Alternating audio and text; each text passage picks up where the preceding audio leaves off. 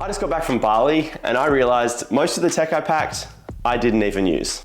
So this is everything I used, what was worth bringing, and what was a complete waste of space. One of the things I realized is the most important thing I brought with me on this trip wasn't even tech at all. Stay tuned to the very end to find out what that would be. So firstly, this is probably the most important thing that I brought with me. Now I brought a 20,000 milliamp hour Anker power bank, which I pretty much used every single day. This is not only perfect for the plane ride over there because it's got a huge amount of power that can easily power up my iPad, my phone, and even my laptop. The second power bank I brought with me was definitely the most important one. It is a Snap Wireless 5,000 milliamp hour power bank that magnetically attaches directly to the back of my phone, so I've got it with me wherever I need it. This adds an additional 50% power to my phone, so for those day trips that I just need that little bit of extra juice, it is perfect. Now picture this, you pack your bags and you have just got cables everywhere. This is normally how I would travel, but this latest trip, I brought something that was a game changer. Now this is a 3-in-1 magnetic charging base. It has got MagSafe so I can clip my iPhone straight on it, also charge my Apple Watch and my AirPods all at once. This thing was great. Only needed one power cable, USB-C that I can plug straight into the wall, and I've got everything powered up with one single cable.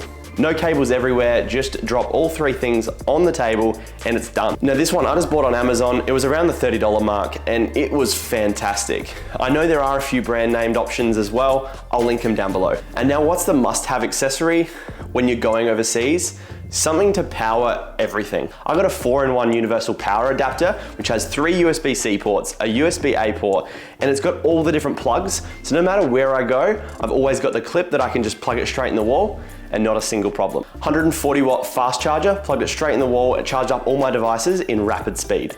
Now, entertainment. This is where things get real. There is nothing worse than sitting on a flight for 5, 10, 15 hours and being bored out of your brains. So that's why I brought with me 2 entertainment devices. Firstly, I had my iPad Pro, which had all my Netflix downloaded, YouTube, everything ready to go that I watched the entire flight. The iPad Pro was an absolute game changer because I didn't really need my laptop. Everything I needed to do on this holiday, I could really do on my iPad. If I needed to quickly change a booking, reschedule some flights, whatever it might be, everything can be done straight on the iPad, big screen, easily able to be done. Then the device that I thought I needed, probably didn't need on this trip, but definitely worth it on a longer haul flight. The biggest thing with the Nintendo Switch is, if I'm actually on a holiday, am I just gonna be sitting by the pool playing games? Probably not. So it was kind of a bit of a device that really is only needed on those long haul flights if you want to kind of switch it up from watching Netflix the whole time to maybe playing a bit of Mario. The 2 headphones that I brought with me, because of course I brought 2 pairs. Firstly, with the Bose QC35s. Now these are fantastic for a long haul flight. They've got incredible noise cancelling, long battery life, and they just are comfortable when you're wearing them the entire flight. But the other headphones that I brought, of course, were the Apple AirPod Pros. These things are incredible for flying. They are noise cancelling, they work great. The battery life is pretty decent and they quick charge in the case fairly easily. One of the most common things I do when I'm on the plane is at the end of the flight when we're about to land, I usually take off the Boses, chuck them in my backpack so I don't have to hold a bulky headphones with me, then chuck my AirPods in for the last little bit of the flight. Then when we land, I can quickly take them off, put them in my pocket and not an issue, and then I can walk straight out the door. And while I'm on holiday, the AirPods are my go-to. I don't really wear the Boses outside flying on the airplane.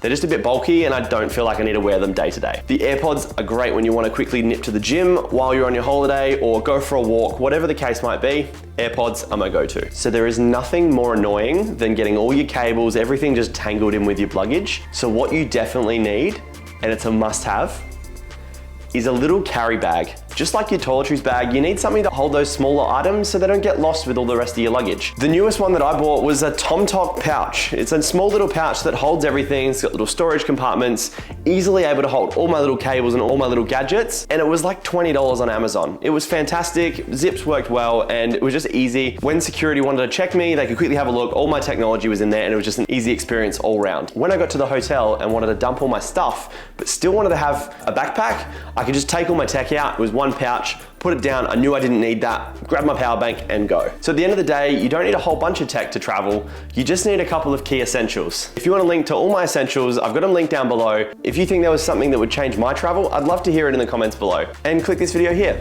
This one's been recommended for you.